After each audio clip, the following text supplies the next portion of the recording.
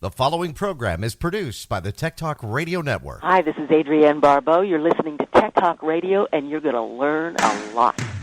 Welcome to another episode of Tech Talk Radio. I'm Andy Taylor. I'm Shawn DeWeerd. And we're the show that talks about computers, technology, and the internet. And video games. Lots of video game stuff. Actually, we invite you to follow us, subscribe to us on YouTube, Tech Talk Radio, and always be updated. We have some special stuff coming, like stuff behind the scenes.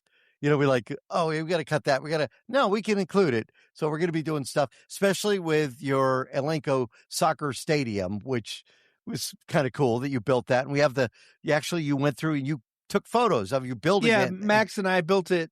Because it's World Cup, right? That's why you sent it to me, and I built it. And Max and I built it, and it was fun to build. It's this one was a little bit more actual. So you've sent me some Snap Circuit stuff before, right? Which was just like, here's the Spy Kit one, right? Which had like that one's fun, a speaker and a voice changer and an LED and a motion detector and stuff. This one was.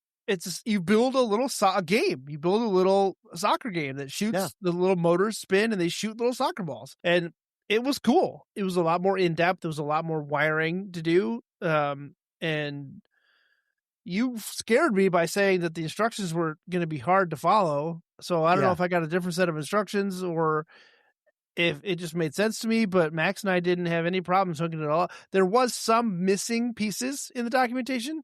Right, didn't there were wires that weren't labeled. And it was the wires. That's what was confusing. they weren't labeled. Like he said like, wire A goes to this. And it's like, well, there's an A on this side, but there's not an A on the other where the other end goes.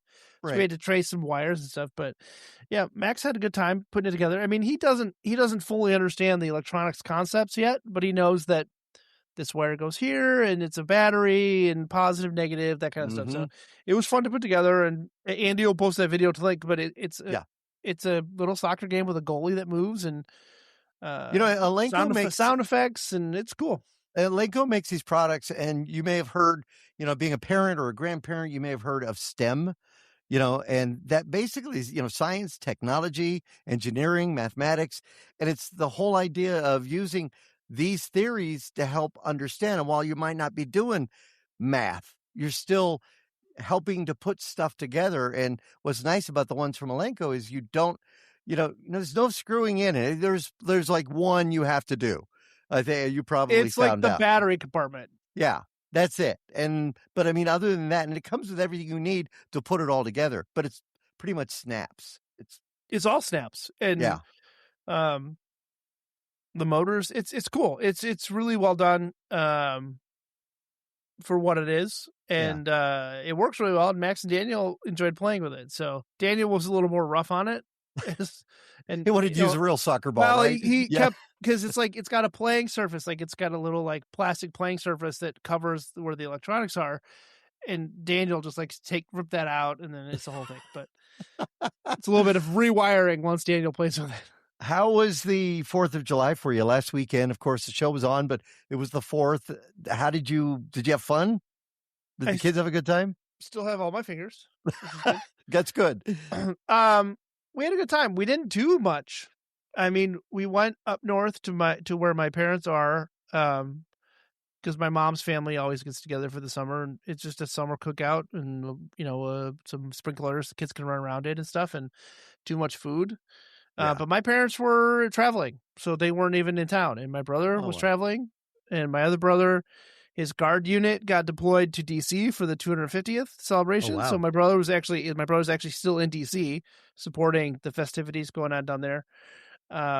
He had to be sweltering. It was hot. He said it was hot.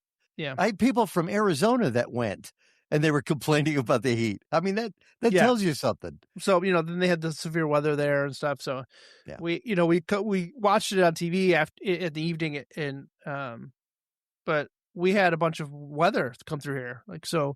It rained a bunch. Thankfully, it didn't rain on the 4th, but it rained the day before, rained the day after, rained the day after that. It's been a lot of rain since.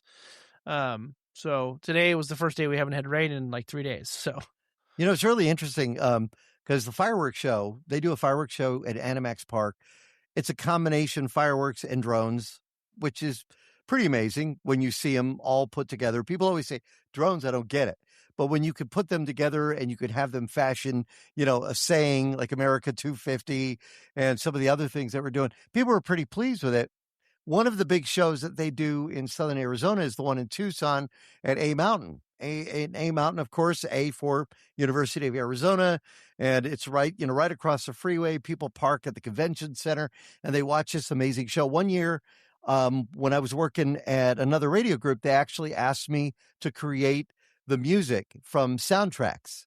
And then I had to send it to the fireworks people and they did all the timing with it. And it was great, man. We had music in there from, Rudy. I know you're in South Bend, Indiana. You love Rudy. Love it. Yeah. But I had music from Rudy, had music from Aliens, from James Horner, had, I had Air Force One. I had all kinds of really great, powerful soundtracks that went well with the music.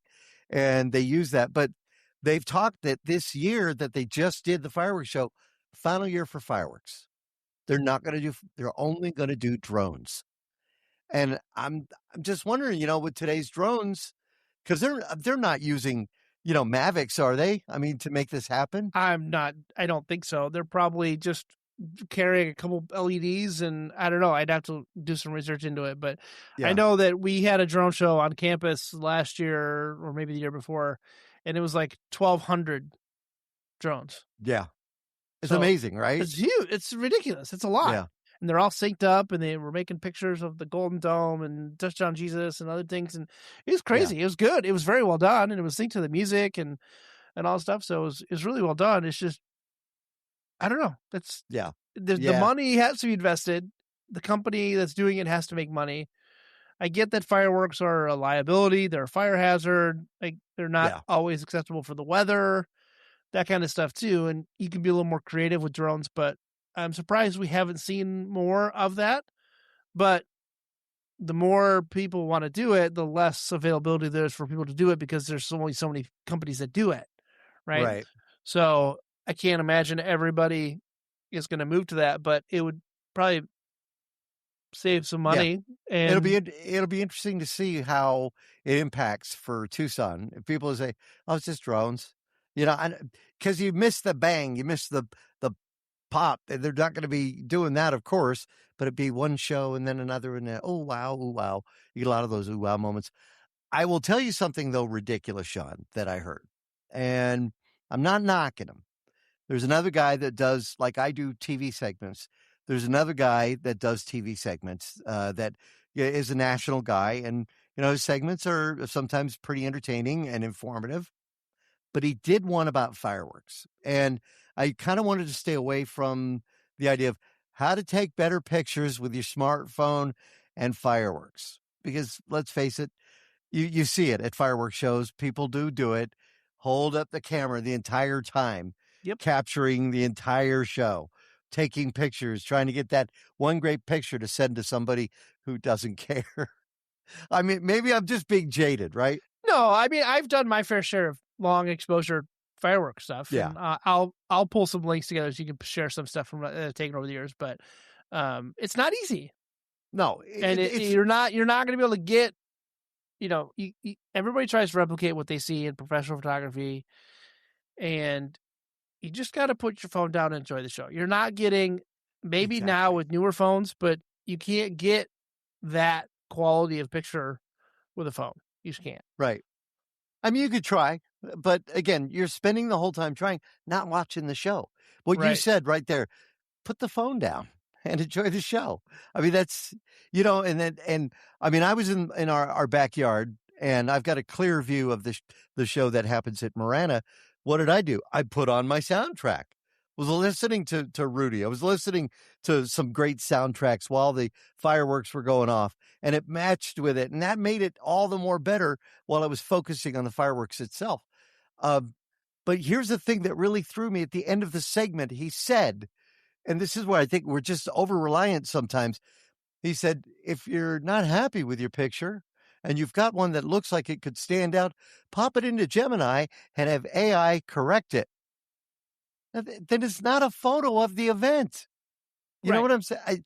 I don't know. It's easy. I like AI. I love what Gemini does. Love what Topaz. I love what Firefly can do. But it's like at that point, is that a little too much? Maybe. It all depends on what you're going for. If you're trying to be creative, if you're trying to do some stuff, it just all depends on what you're going for. Because Yeah. it's art. Yeah. And again, I will say this for the millionth time. You start taking the humanity out of art and you're just going to get crap. Slop. Slop. Yeah. You can't, the human element in art is what makes it art. Yeah. So anytime somebody tells you, oh, just put it into AI and it'll fix it. Garbage. Get out of here with that. Yeah, it was a little frustrating because that's the first thing I thought of.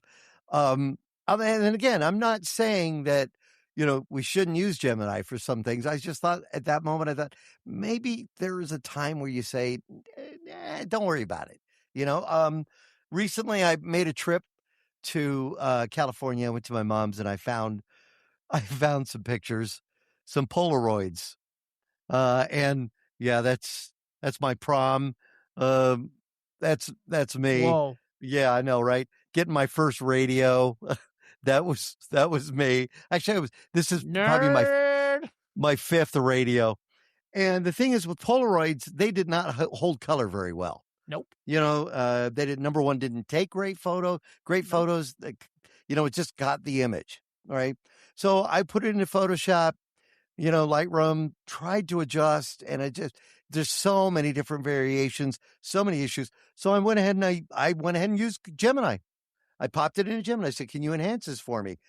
And it's funny because when you look at what you would have gotten 7 months ago, maybe even a year ago with Gemini versus what you get today, because the engine, of course, I'm sure has been upgraded. It looks so much better.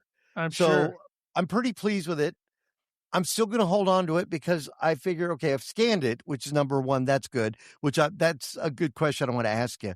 But I've scanned it and, I could try generating again in another year and see where it's all at. But here's a question, Shawn, I have to ask for you. I've got all these photos that I need to scan in. And of course, I don't want to touch all of them up. One thing I am doing is I am noting if I do upgrade any of these, if I do, generate, I write gen on I keep the original. Yeah. And of course I write gen. So I know it's generated, but one thing you can't capture is the writing on the back of the photo. Well, no, you can. How? With the fast photo. Fast Photo 680. Yeah. So the Fast Photo 680 has a dual sensor in it. It'll scan both the front and the back. Ah, perfect. And so somebody literally today on Reddit, somebody asked the question, hey, I inherited a gazillion photos and slides and all that stuff. How do I do it? And there was a lot of people that had a very similar story to the way I did it. I have a V600, the flatbed scanner with the slates in it. So you can do, 35 millimeter slides. You can do 35 millimeter negatives. You can do 4x6s, whatever. Then you came on the show, and you said, hey, I demoed this Epson Fast Photo 660W. Oh, yeah. And you're like, it was amazing. So I was like, you know what? I'm just going to buy one. So I bought one. Right. It scans both sides. So you can put your bulk in. So it's like 30 to 40 pictures at a time, right? And it'll scan it and it'll capture both sides at the same time. There's nothing on the other side. Right. That's exactly. I literally specifically left this feedback. I was like, right. You have to remember it can capture both sides, except every time you recapture a new batch of photos, it doesn't disable the backside scanning. So maybe do a little separation, right? So I would recommend if you have a bunch of pictures and you're using the fast photo to bulk capture the ones you have writing on the back. Right. Because I went through probably 200 to 300 pictures after I had scanned a bunch with writing on the back. Right. And realized, now I've got all these folders, individual folders by month, by year, because I organized it all by month and year and all stuff, that had 2 pictures of each. Okay. Front and back, front and back, front and back, with nothing on it. You know how much of a pain in the rear end it is to go can imagine. And and just select every other file in a folder, delete it, that may have 80 or 90 pictures in it. Wow.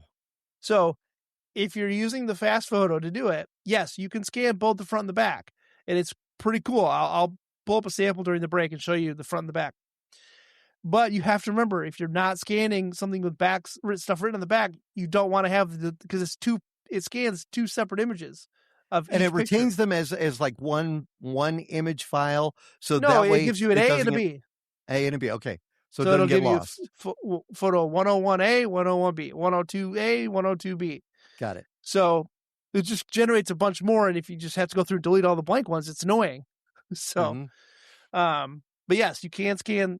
And it was great because it can do Polaroids also. So you can put Polaroids through that. You can shrink down the paper size or the print size, and it'll scan Polaroids too.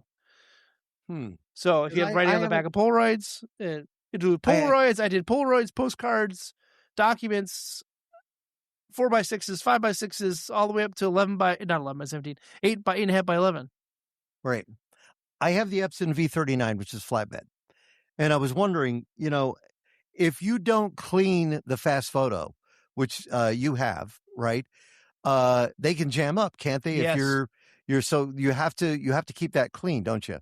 Yeah. So it collapses from the front. It's got little rubber pulleys in it that you have to clean, and it's very thin, right? So as it pulls through all those old photos, you're pulling off debris, you're pulling off mold, you're pulling off whatever. So I reckon you'll notice it too. You'll notice it in your scans. You'll say, why does that look blurry, or why does that look streaky? Because it's got the sensor glass is covered with some gunk. I made the mistake of pulling out a bunch of pictures that were in an album.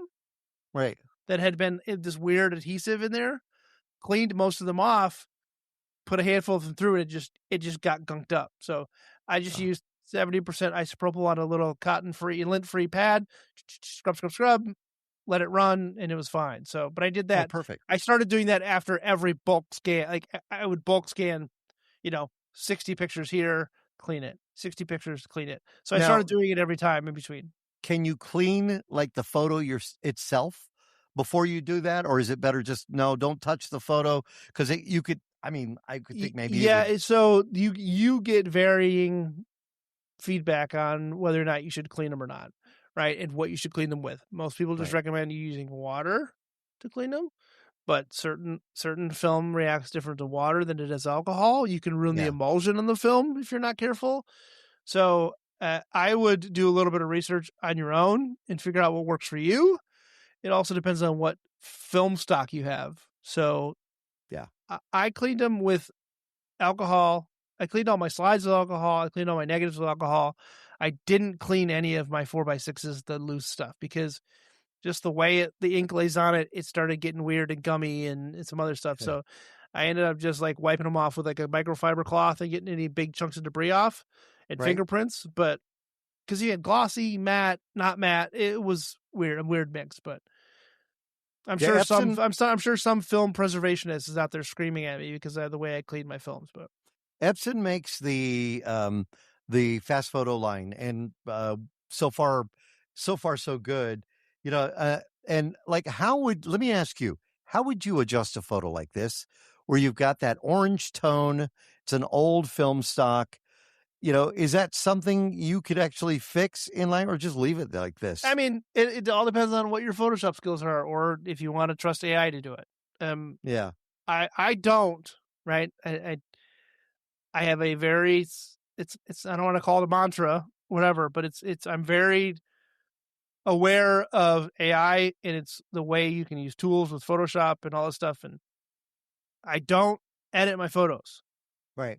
I do very minimal highlight, shadow, contrast adjustments. And the only AI I've used on my photos has been AI noise reduction, which has existed for decades. Yeah. At a specific level of reducing noise in the grain and stuff. So I don't know. Some people ask me all the time, can you edit these photos? And I'm like, no. So you can't even touch them up? No, I'm not doing it. Yeah. I don't believe in it. You can go to somebody else. There's a bunch of places online you can go and send them in and have somebody touch them up. Or if you know somebody that's good with Photoshop or whatever, but it's not me. I like taking good pictures. I'm not editing good pictures. I still have my Wacom pen. I still have my Wacom tablet. And there was a photo recently that I saw, and I thought, oh, I want to fix that. I want to fix that picture. And rather than just taking it and dropping that photo into Gemini, saying clean it up, which I know it could have done in just a matter of 10 seconds.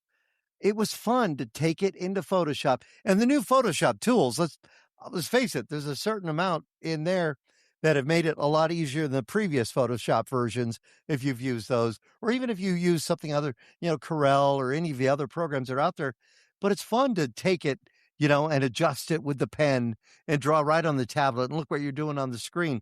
It takes a little time. Well, it takes a lot of time versus what you get from generating it. But again, you could say you did it yourself. So I don't know. Yeah.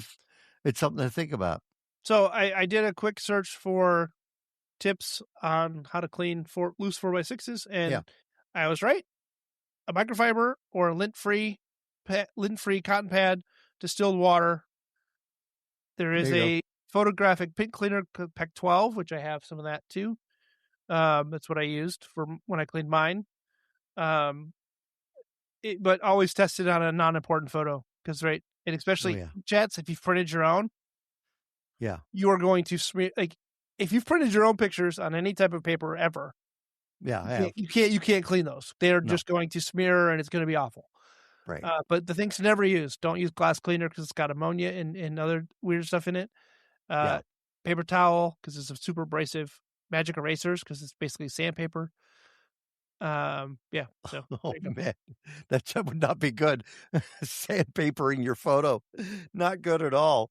Now, did you buy the Super 8 from Kodak? I'm trying to think. Did you get that, the Super 8 film converter? I think. Oh, so because somebody asked me about that the other day, and I said I think Sean got one. It's the one I have is called. I don't think it's available anymore. You might be able to find it on Amazon. There's other models that are almost identical. So somebody found the patent and cloned it in China, and there's a bunch of different ones. Right. Mine is called the Wolverine Movie Maker Pro. Got it. Yeah. Kodak makes one. There's a bunch of other brands they look identical, same process, right?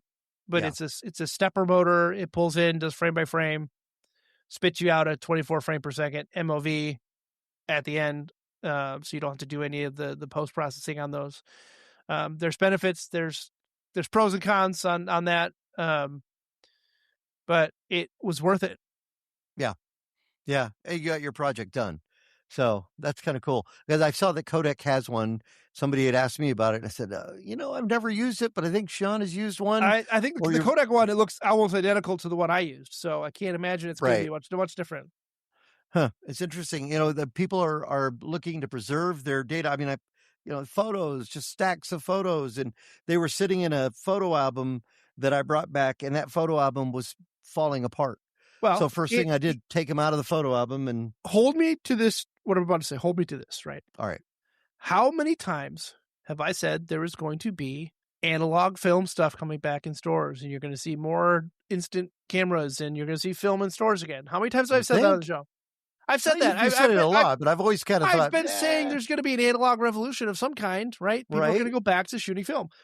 Went to Meijer the other day. I had to buy an SD card for my Nintendo Switch. Meijer is like a grocery store. It's a grocery store. Yeah. It's like a Walmart, but it's local to the Midwest. And I just walked by all the stuff, and I was like, oh, I need to pick up some film for my Polaroid camera, which they have in the store at Meijer because they have since they re-released the Polaroids, they've had the film available. They had quick Fujifilm quick snap instant cameras. Kodak had some instant cameras with the power flash. Yeah, they had disposable cameras at Meijer. They also had individual rolls of 200 and 400 ISO film. Wow. So somebody in our area is buying film. And it's not me, but the fact that I didn't have to go to Gene's Camera Store, which is where I've bought my film in the past for my Minolta, I'm very happy about that. You know what a lot of people are doing for parties, whether this be weddings or... I don't think they've done them at memorials, but they'll do it at birthday parties, is they'll put the cameras on the desks. and say, people, take pictures. And that's that. I don't want to say rather than them hiring a photographer, because I know some great photographers out there. They just let the people take the pictures, and they take them, and then they drop them at the end of the night into a bucket. And the person who's holding the party goes and gets it developed, and it's kind of a cool thing. So if you've ever thought it, that's one thing that people are doing at weddings, and it's kind of cool. All right, we got to take a quick break. We come back. There's been backlash about something we talked about last week, so we'll cover more of that. I'm Andy Taylor. I'm Shawn DeWeerd. You can follow us on Facebook at Tech Talkers. We'll be right back. Now, back to Tech Talk Radio. It's the end of an era, Andy. The era of physical media for PlayStation is over. We talked about this last week. And then seriously, Shawn, wasn't it like 2 days later, everything we had said this could happen is happening. We originally talked about the Sony store in the UK losing the rights to 550 something movies, right? And basically just yanking them out from under, pulling the rug out from under people's feet, saying, yeah, you didn't really buy that. You just bought a license, and now you don't even own it. It's not even on your system anymore. You can't download it. You can't get it. You paid for it. You don't own it anymore. Goodbye. And then we talked about how with the release of GTA 6, you can get a physical edition, but it's just a code in a box. And then PlayStation just doubles down and says, we're ending physical discs forever. We've already sold our disc manufacturing plants. They're moving on to something else. Well, we're not making any more physical games, period, for PlayStation. Done. Man, did that open the troll floodgates. That's where that backlash came in. The backlash has been hilarious. Not for PlayStation. They're reeling. There are brands across every industry that are just coming out, throwing shade at PlayStation. Domino's, G Fuel, Proton Mail. Proton Mail was the greatest. The esports awards. Yeah. This one's great. It says, in response to trends in the gaming industry, as of 2028, the esports awards will cease production of physical trophies and digital trophies only. Winners will be able to download their trophy as a JPEG or PNG to display in a virtual display. What about Domino's? Do you want to? The Domino's one's pretty funny. Yeah, Domino's is pretty good. In response to trends in the gaming industry, as 1st of April 2027, Domino's UK will cease. This is for the UK. Domino's UK will cease production of physical pizzas and shift to production of digital pizzas only. Consumers will be able to download our full range of delicious pizza codes and using the power of the imagination enjoy them in an entirely virtual sense. I mean, there are company after company after company, and it's hilarious because this is a dangerous shift in policy for the gaming industry. This announcement, they already have, and I would hope it'd be more than this, but they have over 170,000 signatures so far saying that this is a petition against their decision to end physical disc. Now, the disc won't completely end until January of 2028, which, not that far away if you think about it. I mean, a year and a half. That, if you wanted to get your favorite game on a disc, load it up anytime you wanted, you would not be able to do that. Right. I mean, but I get why. Why? When was the last? So if I look back at the video games I've been playing, what was the last physical copy of a game that I bought? Okay, that makes sense. I have to think back. Okay, what was it? Well, I think it was a copy of the Teenage Mutant Ninja Turtles collection for my Switch that I bought because I wanted a physical copy of it. Mario Wonder. I've bought most of my games on my Switch physically, but I've also bought probably double that in software only, meaning Nintendo could yank it from me at any time. So all of my Steam games, right? The ones I get on Steam, I can't download a DRM free version of that installer to play offline if I want to. Right. But you have things like good old games, GOG, that you can go into GOG and any game you buy on GOG, you can get a DRM free installer offline.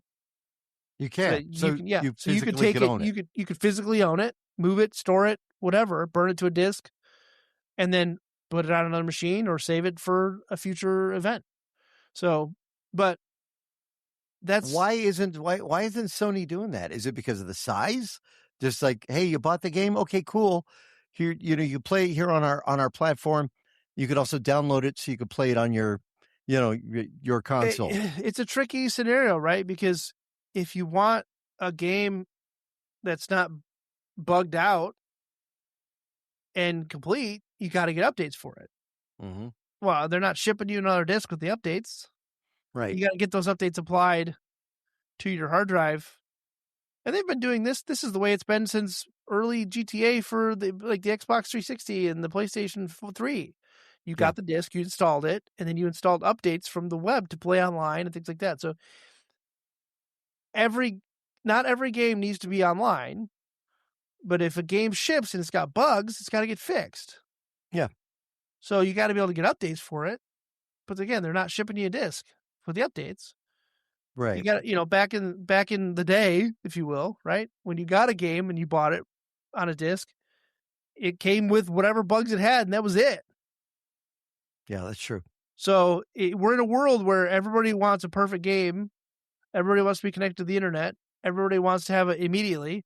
Well, you're not getting that with a disc, and you're not getting these incredible games, these massive worldwide games on a Blu-ray. So do you think this is a good idea, Sean? I don't know. I hate it because I grew up in an era where physical games were a thing, but you can't get it that way. Now, if I download the game, let me download the installer and put it wherever I want. But again, those updates come from somewhere. There's a server somewhere that's hosting all these files. Right. So it's a very complicated scenario, but there are games that could be made physically. Sure. Don't end disc production for those games that want to be shipped physically.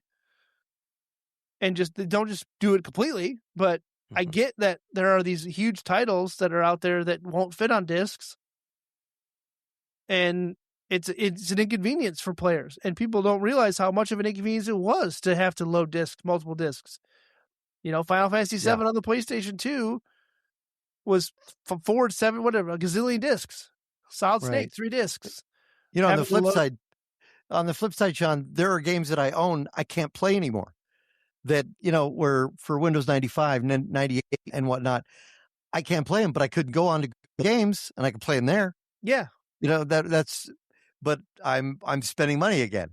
That's the whole point. Yeah, I don't know how to. I don't know how to feel about this because I agree that the loss of physical media sucks, but at the same time, the content that people want doesn't support being on disc. I think Justin kind of nailed it a bit last week because then we have to look at everything in that respect. I mean, let's face it, with games followed by, movies and TV shows, followed by books.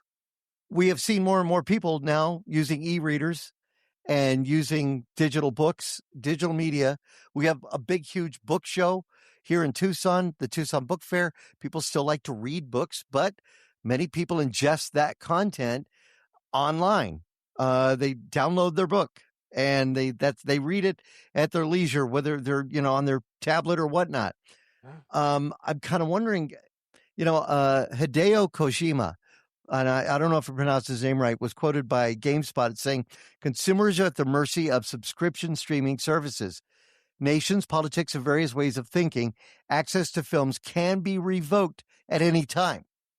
And this could happen to games too. He says, what is happening to video games in 2028 might also happen to movies. And he said, I'd like everyone to keep that in mind. And, again, movies could be next. We like going to, our the $5 bin at Walmart, or we like going to, the shelf where you can buy movies, or like ordering them on Amazon and getting a physical copy of a movie. I still go buy a physical copy of the movies that I want, but then I immediately rip it. Of course. And put it on Plex. Right. So I'm still supporting the physical media. I still have it. I have a shelf right back here that's got tons of movies on it. Right. And I just bought a box full of VHS tapes at a yard sale, like 30 Disney movies for $5. Wow. So amazing. I mean, but if they take that away, if they take the movies away and from you being able to buy them and only say, no, you could just download it, are you downloading it on their server that you could only watch it on their server? Nope. I'm raising the flag and sailing the high seas, buddy. Yeah. I think a lot of people think of that, but we'll have to see how far this plays out. And again, I think a lot of people would really be up in arms when it comes to them doing that with books. We've seen it happen in magazines. You know, you used to be able to go to the store and you could still do it, buy magazines, but mainly magazines now. A lot of people ingest that all online. That's the beauty of the Internet Archive too, right? So if you have old content that you can't get anymore, right? I download the Internet Archive is a archive that people can upload content to, and a lot of it is curated by copyright owners. Right. So Nintendo, you can go online and download the entire collection of Nintendo Powers PDFs from the Nintendo portion of the Internet Archive. Right. So and there's no charge to use Internet Archive. Mm-mm. No. Archive.org, right? Yes. You can also look up old websites, which is the Wayback Machine. The Wayback Machine, or even you can watch old TV shows. There are certain TV shows you can find on there. But again, I mean, you make a good point about the magazines. You can find those. But yeah, then what do we do? Over years, you throw away the magazines anyways. You get to a point, just chuck them. I mean, I had Nintendo Power for a long time, and I don't have any of them anymore. What'd you do with them? I'm sure I destroyed them, or I was a kid, or my parents were like, "You don't read these anymore," and they got tossed at a yard sale or tossed on the burn pile. Yeah. Oh boy, that's no fun. I saw a story I wanted to share with you this week. Have you ever heard of Builder.ai? No. Or Engineer.ai? Mm-hmm. So they were a startup, and they said that they could create app building as easy as ordering a pizza. And I was reading the story about it, and they said, you tell the platform what you wanted, let AI handle the hard part, the coding, right? You could get an app built without you having to know code, or not having to have somebody that works in your IT department. That's all they do, and you pay them a lot of money for it. So investors like the idea. Again, that's called Builder AI, right? The company reached a valuation of $1 billion. Pretty good stuff. But then they found out something. The AI did not exist. The AI was the name of Natasha. At least that's what they called it. And it was revealed that the AI was a front. It was actual coding and customer interactions being manually handled by 700 human engineers and developers based in India. And it's kind of one of the stories how, the AI has become such a flashy term and flashy thing. I saw some comments, though. Being half Indian, I kind of chuckled at them because AI actually meant not artificial intelligence. It meant all Indian that was creating it.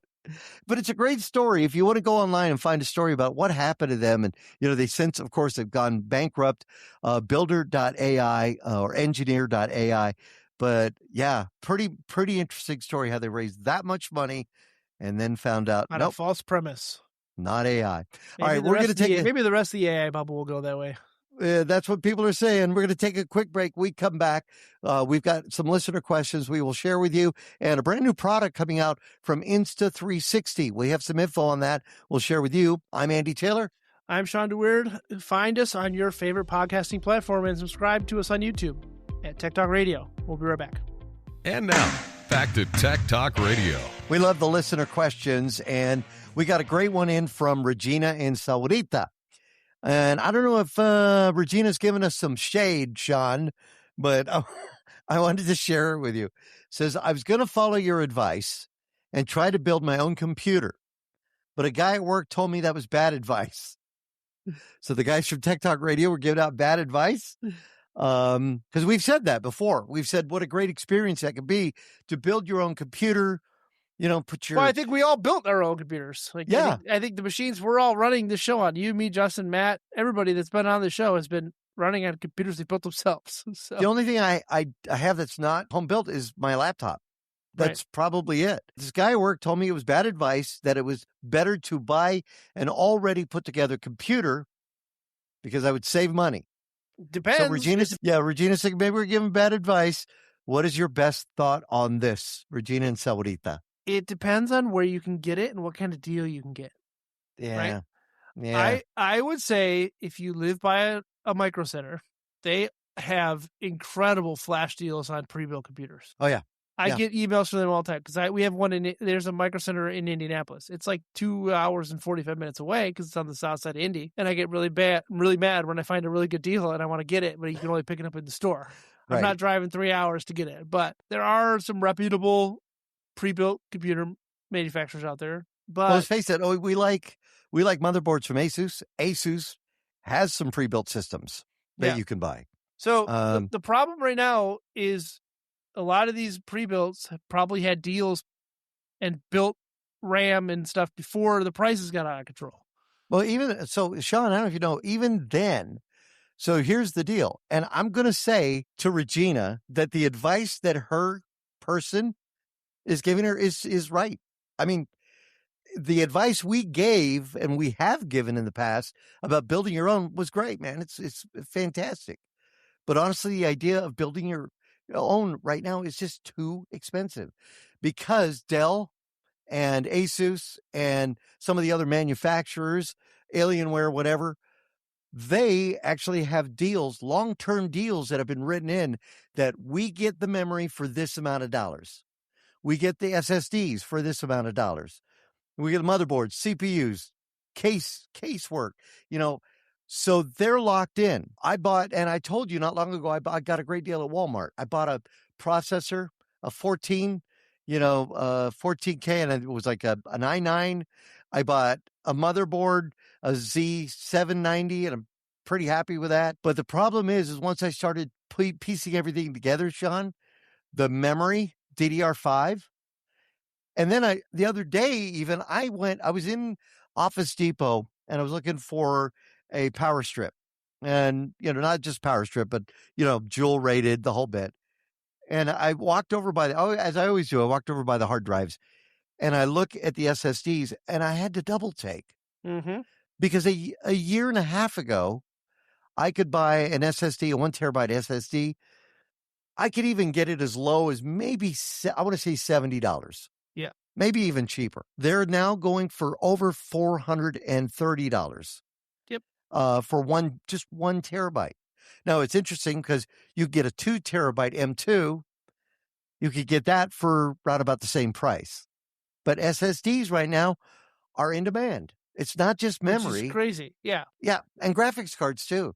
Graphics cards are hard to get. I mean, if you're not going to run games, okay, sure. Maybe you could run it off if you've got a graphic capable processor, a graphic capable motherboard, sure. You don't have to spend the extra money on a graphics card, but yeah, right. I mean, right now I'd tell Regina, buy a pre-built. Right now, for one, it's going to save you some time because you're not going to build it. But you might just be able to get a better deal on some of the higher end components that they have in stock. Now, that doesn't mean the prices haven't gone up on pre-builds.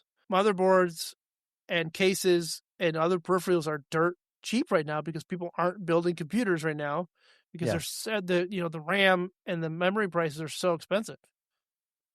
Yeah, I mean, if you want to get it and maybe not build and just put it away for a little bit, but we have to hope that these prices are going to come down. But the reason for this, and everybody tells you the same thing, AI data centers. What are they, building computers and just using it all up? Or how's that working? Everybody's all confused because they're like, oh my God, why is AI eating up memory? All AI is just computers that live in somebody else's building that you're using compute time on.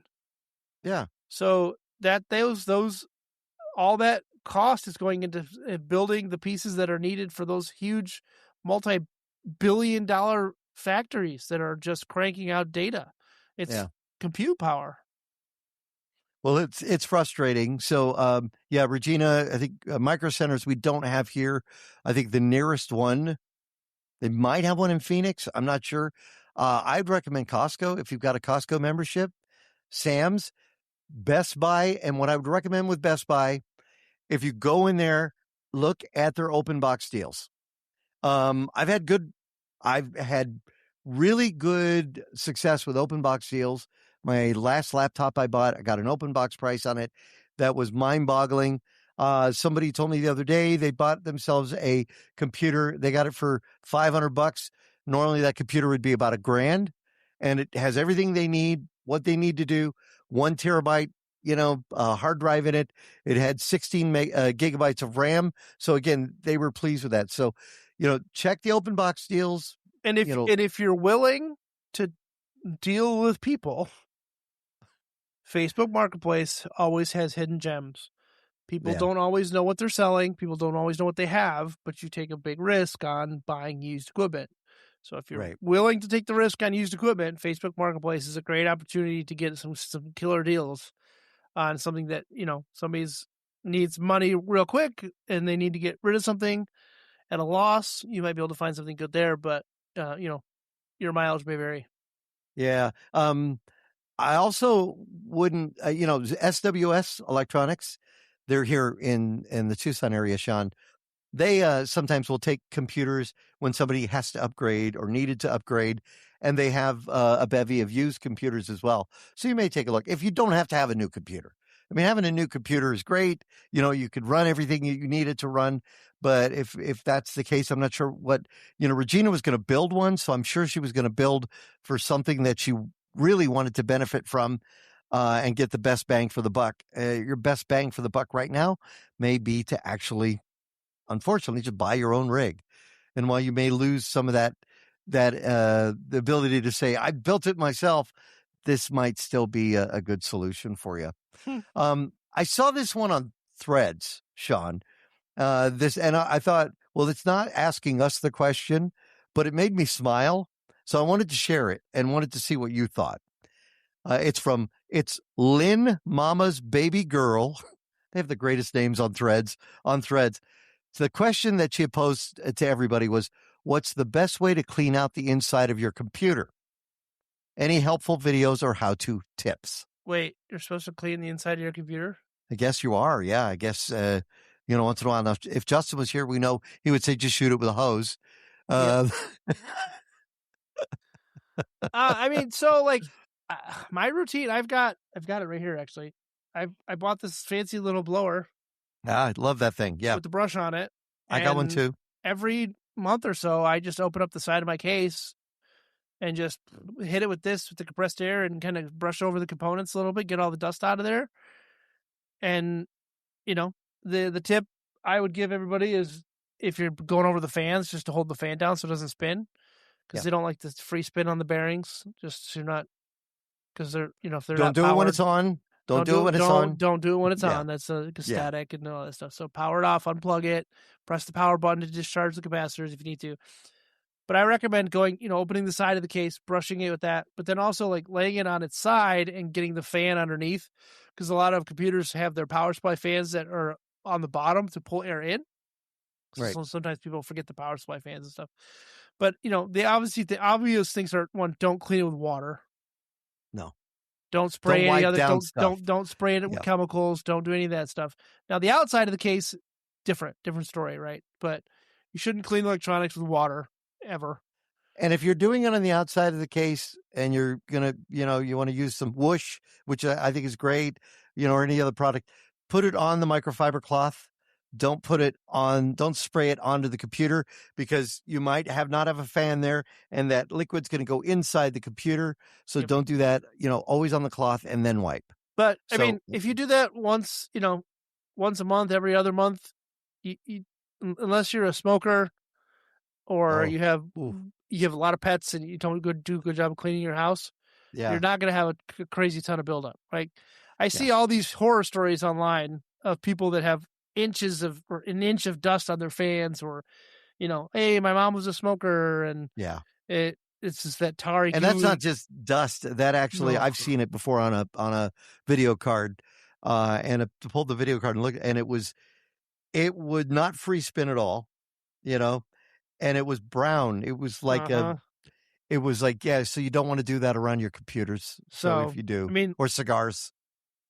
But, the other recommendation is, if you haven't cleaned it in a while and it is pretty dusty, unplug everything, take it outside, and hit it with the brush and, the airbrush or a can of compressed air or something, and do it outside so you can at least get the dust bunnies back out in their home.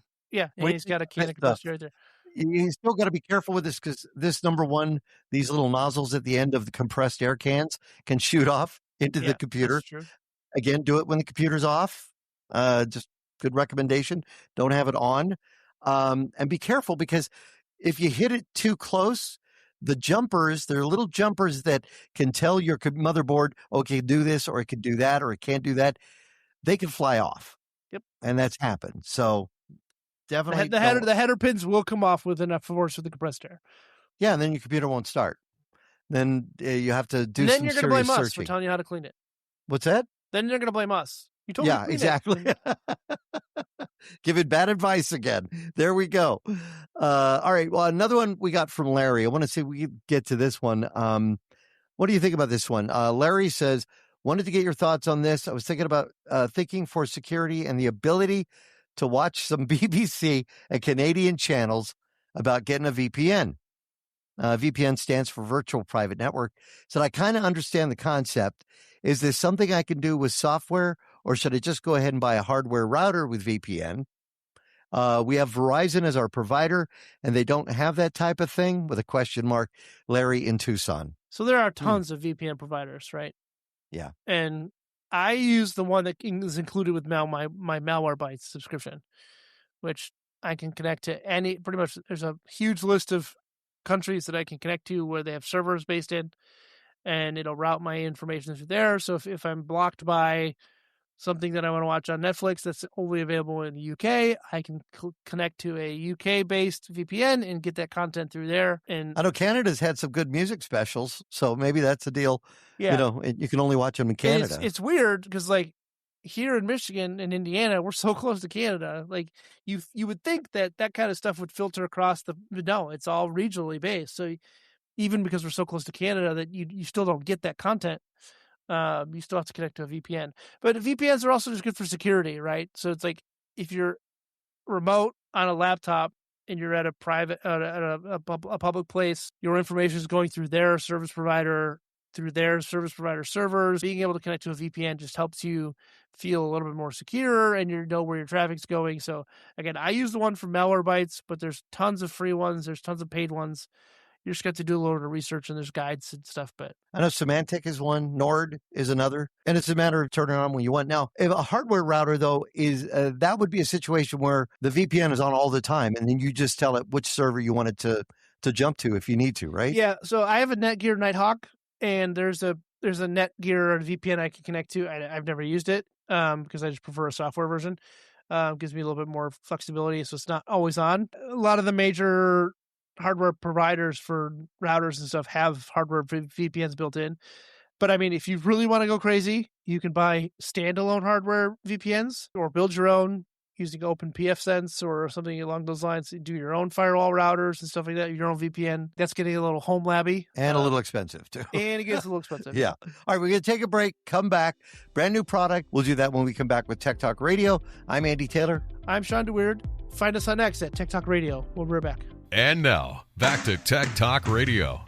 Insta360, we talked about them on the show before with their handheld gimbal camera and stuff like that, the Luna. Hasn't officially announced their new camera yet, but they're announcing a new 360 camera called the X6. What's known about it right now comes from FCC filings and other patent filings and stuff, so it's an industry leak, not an official product launch. Why does the X6 matter? It's image quality. They're bumping it up to a massive 8K, and it's weird because people are like, oh, it's 8K, it's going to be really good. Well, when you're shooting two lenses in 8K and you're shooting spherical, you're punching into a 4K image out of that 8K. So having the higher resolution, the higher pixel density is going to be huge for quality, and the frame rate is higher. So the biggest piece of this rumored upgrade is the larger image size. There's no real specs yet on it, but they're saying it's going to be larger. So one, more pixel density or larger pixels, meaning better light dynamic. And then rumored is, these are all rumors, they're saying it's going to bump up to 60 frames instead of 30. Right. So 10-bit color, better HDR, better image processing, faster frame rate, and 8K. You've been seeing this trend go on. If you've watched anything on YouTube with shorts and stuff, you see these all the time. These weird stick cameras sticking off of stuff, right? Yeah. Off cars. Motorcyclists, you see them all the time. Yeah. Those are these types of cameras where they can then they can basically record in 360 degrees, and then in post-processing, pick where they're looking based on what they want to show. So, and that's all done through the Insta360 editing. They have like a program that helps you edit. I've never actually had a chance to check that out. I know Premiere supposedly you can work with that, but I don't know how you would bring that footage in. It's a Insta360 editing software, so you can pick where your image is based on logic, or if you are tracking somebody or something. So they have their own. GoPro has their own. DJI has their own. They all kind of have their own. So pretty good stuff. All right, that's it for this week's show. Hopefully, if you've got a question, feel free to drop us an email, or you can find us on social media, like our questions today. Just we're on Facebook, Tech Talkers, and then, of course, Tech Guys at TechtalkRadio.com. You can subscribe to us as well on our YouTube page, which is at Tech Talk Radio, and get these updates, see the funny shorts, see the behind-the-scenes stuff, see the great fireworks photos that Shawn was showing me earlier, which that's some good stuff you took there. I will tell you that. I'm Andy Taylor. I'm Shawn DeWeerd. Have a great week.